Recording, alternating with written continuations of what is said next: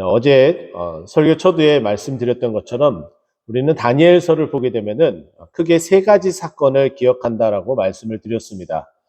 느부갓네살 왕 시대에 금신상을 만들고 그 신상 앞에 절하지 않는 자들은 풀무불에 던져 넣는. 근데 그 풀무불에 다니엘과 그 세 친구들이 던져졌지만 어떻게 됐습니까?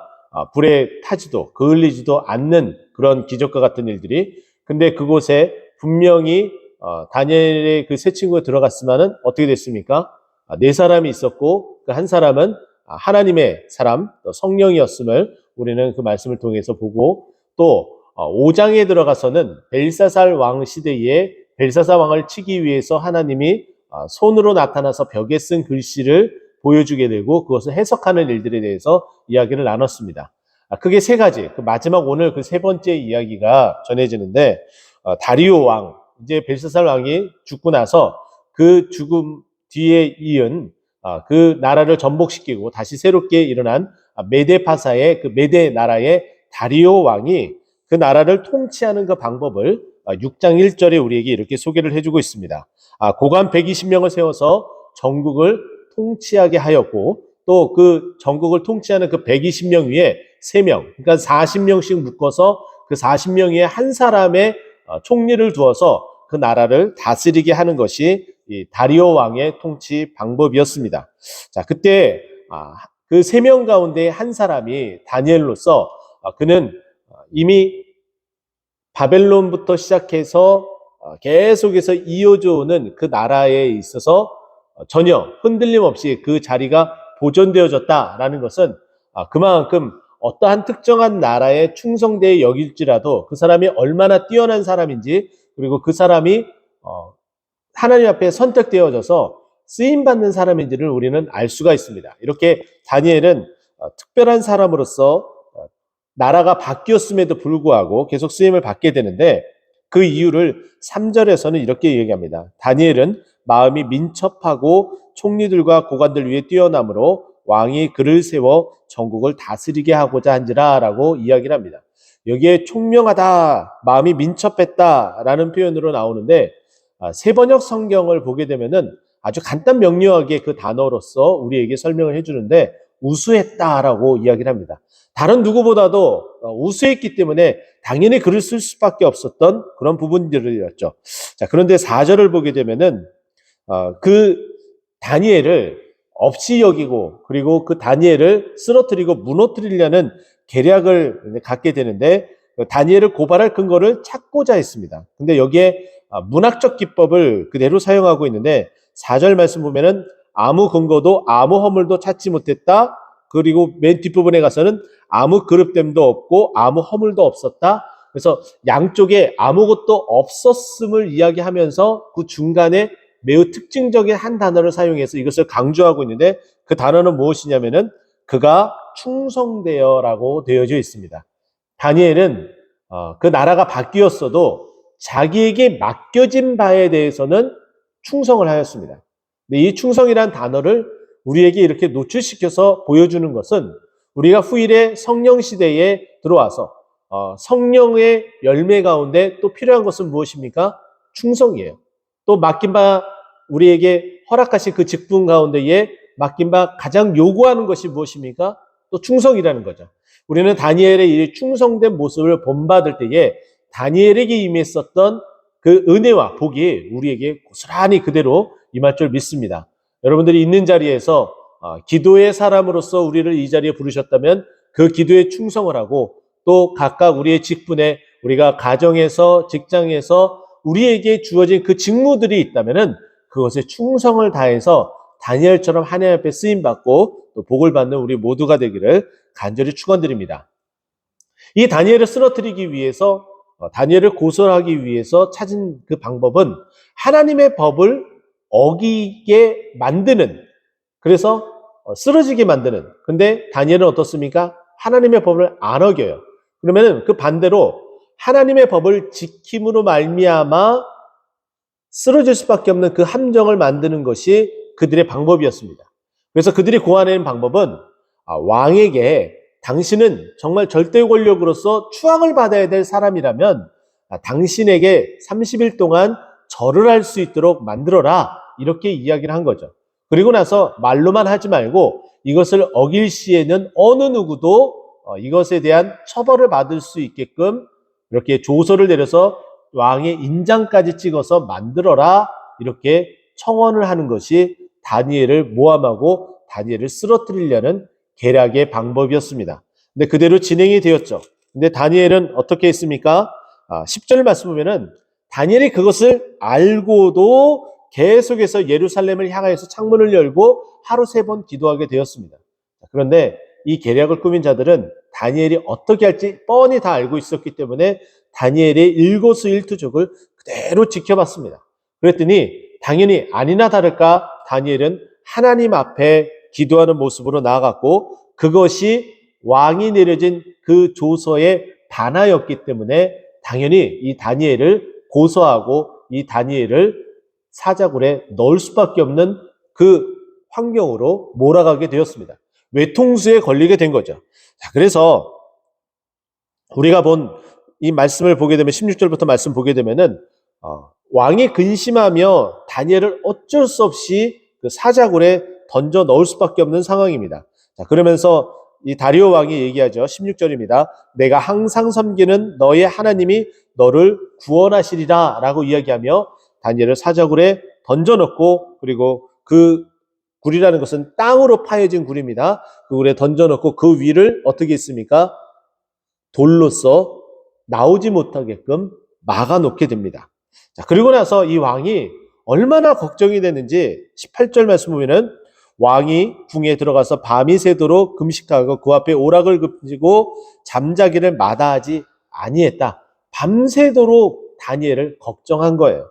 자, 그 다음 19절 보면은 이튿날에 왕이 새벽에 일어나서 급히 다니엘이 어떻게 됐는지 알아보러 간 겁니다. 자, 그러면서 다니엘에게 이렇게 이야기를 하죠. 다니엘아, 너를 능히 구원하셨느냐라고 묻는데 여기 20절에 보면은 제가 주목하고 싶은 한 단어가 또 한번 나오게 되는데 다니엘이 든 굴에 가까이 이르러서는 슬피 소리질러라고 되어져 있어요. 다리오 왕은 완벽한 어떤 다니엘이 믿는 그 하나님에 대한 신앙이 없었던 것으로 저는 이 단어가 추정이 되고 또 하나님께서는 다니엘을 통해서 이 단어가 어떻게 바뀌는지 우리는 함께 또한 볼 수가 있습니다. 다니엘은 어떻게 됐습니까? 우리가 알고 있는 것처럼 사자가 털끝 하나 안 건드리는 기적과 같은 일이 벌어졌습니다. 자, 그래야 하였더니 다니엘이 이렇게 고백을 해요.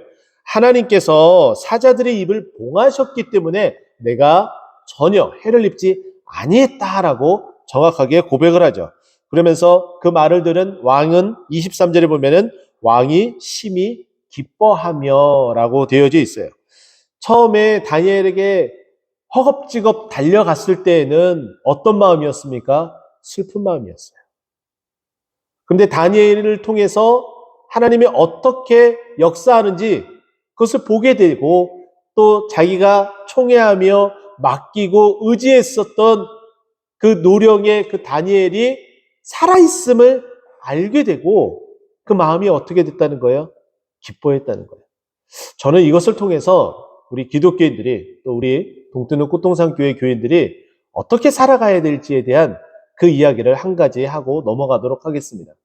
우리 믿음의 사람은 그 믿음을 붙들고 나가게 되면 하나님께서 역사하게 되는 줄 믿습니다. 하나님께서 역사하게 되면은 우리와 함께 살아가고 있는 믿지 않는 그 사람들의 그 슬픔마저도 하나님께서 기쁨으로 이렇게 바꿔주는 줄 여러분 믿으시기 바랍니다. 우리가 하나님 앞에 어떻게 할 때요? 충성할 때 하나님이 기적을 일으키시고 그 기적을 통해서 나와 우리 주위의 모든 사람들이 슬픔에서 기쁨으로 바뀌어지는 감사로 바뀌어지는 놀라운 역사가 일어난다는 것이죠. 자, 그래 이와 같은 일들이 벌어지게 되니까 왕이 너무 기쁘면서도 너무 괘씸한 거예요. 이렇게 충성되이 열심히 일했었던, 인정받았었던, 우수했었던 그 다니엘을 죽이려고 했었던 그들이 너무 괘씸하고 너무 화가 납니다. 그 기쁨을 잠시 뒤로 한 채에 그렇게 모략을 꾸민 그들을 이제 불러들이고 그들을 어떻게 합니까? 동일하게 다니엘이 빠져서 살아서 돌아왔었던 그 사자굴에 그들을 던져놓게 됩니다. 동일한 사자예요. 하루밖에 지나지 않았어요. 전혀 바뀐 것이 없습니다. 여전히 굶주려 있는 그 사자입니다. 그런데 그 사자굴에 그들을 던져 넣자마자 무슨 일이 벌어져요? 바닥에 24절 바닥에 닿기도 전에 사자들이 움킵니다. 다니엘은 던져놨을 때 바닥에 닿기도 전에 아무 일도 일어나지 않았어요. 그리고 그 뼈도 부서지지 않았어요. 근데 동일한 사자예요. 동일한 장소에 동일한 사자입니다. 근데 다니엘을 참소했었던, 고소했었던, 모함했었던 그들을 집어 던져 넣었을 때는 그들이 발이 그 굴에 닿기도 전에 사자가 움키고 그 뼈를 부서뜨렸다라고 이야기를 하고 있습니다. 놀라운 일이죠. 정말 하나님이 그 사자의 입을 봉하셨다는 것을 확실하게 증명하고 있습니다. 그 일을 바라보고 나서 25절 보니까 다리오 왕이 너무 감동이 된 거예요. 아, 정말 다니엘이 말이 사실이구나. 하나님께서 그 입을 봉해서 다니엘을 살려주셨구나. 이 하나님은 정말 살아계신 하나님이구나. 역사하는 하나님이구나. 이제 그것을 믿고 알게 되는 거예요. 놀라운 일이죠. 반신반의하며 밤새도록 근심하며 있다가 찾아가서 슬피 울며 다니엘을 불렀었던 그 다리오 왕이 하나님의 기적으로 기뻐하며 이제 인정하는 데 자리에까지 이르릅니다. 그 조서를 내리는데 이렇게 얘기해요. 너에게 다 평강이 있을지어다. 26절 이제 내가 조서를 내리노라. 네 나라 관할 아래에 있는 사람들은 다 다니엘의 하나님 앞에서 떨며 두려워할지니. 하나님을 두려워하다라는 것은 경외하다라는 의미이고 예배한다는 의미와 뜻을 가지고 있습니다. 이렇게 바뀌게 되는 거예요. 근데 그 하나님은 어떠한 하나님인지 다리오 왕 입에서 글로써 기록하여 영원히 남기게 만들고 있어요. 뭐라고 이야기합니까? 그는 살아계신 하나님이요 영원히 변하지 않으실 이시며 그의 나라는 멸망하지 아니할 것이요 그의 권세는 무궁할 것이며 그는 구원도 하시며 건져내시기도 하시며 하늘에서든지 땅에서든지 이적과 기사를 행하시는 이로써 이렇게 표현하고 있습니다. 하나님이 어떠한 하나님인지 하나님의 사람의 입을 통해서 고백하는 것이 아니라 이방 나라 우상을 섬겼었던 그 왕이 하나님의 기적을 보고서 이와 같은 고백을 해요. 지금 다리오 왕의 조소를 내린 이 고백들 하나님께서 우리에게 하셨던 말씀 아닙니까? 놀라운 그 이야기에 하나님이 어떠한 분인지 성경이 이야기하고 있는 그 내용을 하나도 빠짐없이 고스란히 다리오 왕의 입에서 고백하게끔 만들어요. 놀라운 일입니다. 다니엘 한 사람을 통해서 이와 같은 일이 벌어지고 있습니다. 근데 여기서 그치지 않아요. 마지막 28절 보세요. 다니엘이 다리오 왕의 시대에 다리오 왕의 시대와 바사 사람 고레스 왕의 시대에 형통함을 주게 됩니다. 이것이 믿음의 사람이 있는 곳에 피어나는 꽃이에요. 열매예요. 저는 여러분들이 있는 모든 곳들이 바로 이와 같은 꽃과 열매가 가득하는 형통의 사람으로 인정받기를 간절히 축원드립니다. 그래서는 어떻게 돼야 된다고요? 충성해야 돼요. 충성은 성령의 열매입니다. 우리에게 맡겨진 우리의 믿음 모든 일 가운데 늘 충성해서 이와 같이 인정받고 은혜받고 복을 받고 형통함을 입는 우리 모두가 되기를 예수 그리스도의 이름으로 축원드립니다. 기도하겠습니다.